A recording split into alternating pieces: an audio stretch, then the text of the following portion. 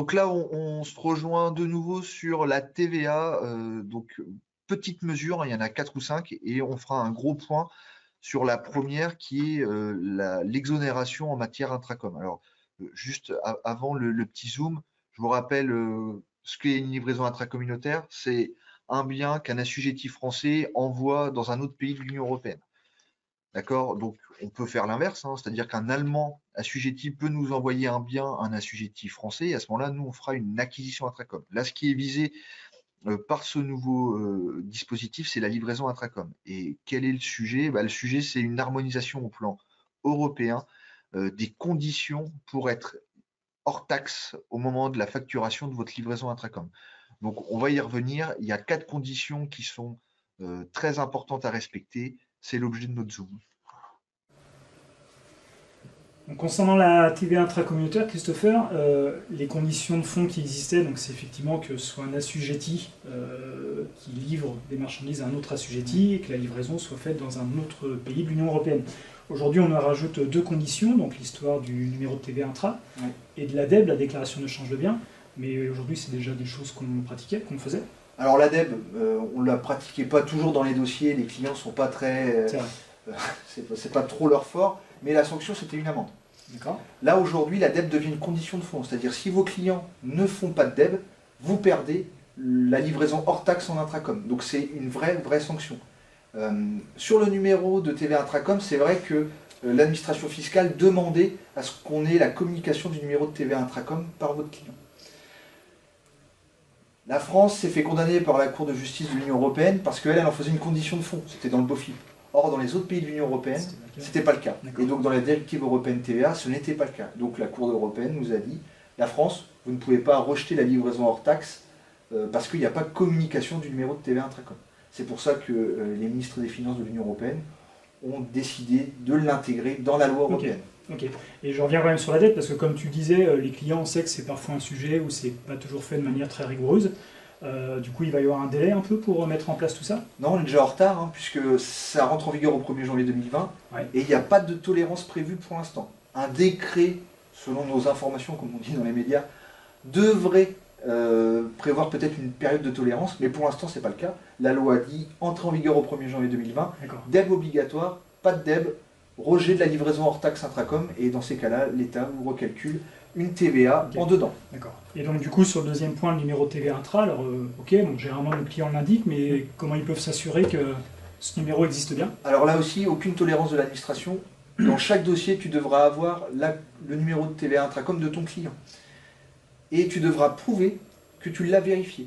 Pour ça, il y a une base de données qui s'appelle la base VIES au niveau européen, qui valide l'ensemble des numéros de TVA intracom des entreprises. Donc tu reçois le numéro, tu vas vérifier ce numéro. Si j'étais vous, j'imprimerai l'écran. Et ça, ce sera une preuve vis-à-vis de l'administration fiscale que tu as bien fait la démarche de vérifier le numéro de TVA intracom de ton client.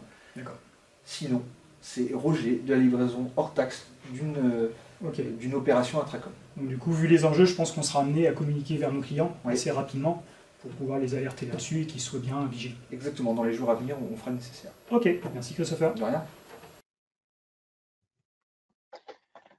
Donc là, c'est une mesure sur les ventes à distance, tout ce qui concerne le e-commerce, où je dirais aujourd'hui, donc il y a des obligations de déclarer la TVA. Enfin, la TVA, elle est due dans le pays de l'acheteur, de l'acquéreur, dès lors qu'on dépasse des seuils de 100 000 € à l'année de chiffre d'affaires avec le pays en question.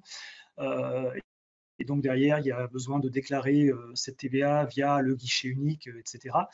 Pour ceux qui ont l'occasion de rencontrer ça sur les dossiers, ils connaissent très certainement. Le point important de la modification, qui est quand même un point très important, c'est que le seuil par pays était de 100 000 €. Alors il pouvait être différent selon les États, si les États votaient, je dirais, un seuil différent.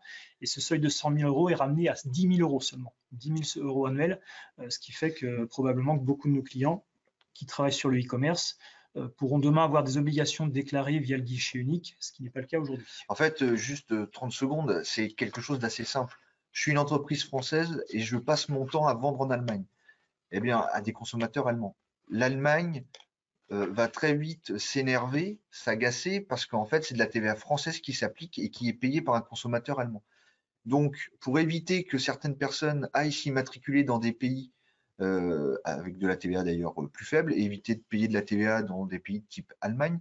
Eh bien, au niveau européen, on décide de dire que dès lors que vous faites du commerce en Allemagne, vous êtes français, hein, vous faites du commerce en Allemagne au-delà de 10 000 euros, vous devez aller vous immatriculer en Allemagne et mettre de la TVA allemande auprès des consommateurs allemands. Et à ce moment-là, tout le monde est content, puisque c'est bien l'Allemagne qui récupère la TVA sur une activité, certes e-commerce, mais qui est payée par les consommateurs finaux allemands. Donc en fait, aujourd'hui, c'est ça le sujet, c'est qui met de la TVA. Donc c'est toujours le vendeur, hein, c'est toujours l'assujetti. Et qui récupère cette TVA? Avec quelle TVA? Eh bien, ça va être la plupart du temps, parce que 10 000 euros, c'est un seuil qui est petit, hein, ce sera souvent le pays du consommateur. Donc, ce qui va quand même être compliqué pour certaines de nos entreprises, c'est qu'elles devront aller s'immatriculer en Allemagne, en Italie, etc., dès lors qu'elles feront du commerce au-delà de 10 000 euros. Voilà. Là, simplement une mesure, hein, c'est l'extension aux soins à la personne réalisés par les pharmaciens. Hein, donc aujourd'hui, sont exonérés de TVA, effectivement, les soins dispensés aux personnes par les médecins, infirmiers, etc., les professions médicales. Et donc, comme aujourd'hui, les pharmaciens ont la possibilité notamment par exemple, de faire des actes de vaccination, alors dans certains cas, du coup, simplement, le texte a étendu, je dirais, le montant des honoraires en lien avec ces actes de vaccination réalisés par des pharmaciens, donc sont maintenant exonérés. Hein, exonérés d'ailleurs depuis le 15 octobre 2019. Hein, donc chez nos clients pharmaciens, on peut avoir un peu de chiffre d'affaires exonéré de ce fait-là. Le 15 octobre, parce que c'était à cette date-là que le vaccin était disponible. Contre la grippe. Contre la grippe. Là, simplement pour vous indiquer donc, la revalorisation des seuils en matière de franchise en base de TVA, hein, qui sont revus régulièrement par période triennale. Et donc, du coup, là, les seuils passent de 82 800 à 85 800 pour tout ce qui concerne les livraisons de biens, et 33 200, oui, tout à fait, à 34 400 pour les prestations de services. Voilà. Et puis, il y a toujours la limite majorée qui existe, qui est également revalorisée. Et même chose, alors là, c'est simplement pour le passage du régime simplifié au régime réel. Donc, les seuils sont également revalorisés. Donc, 789, on passe à 818 000 pour les ventes de marchandises. Et 238 000, on passe à 247 000 pour les prestations de services.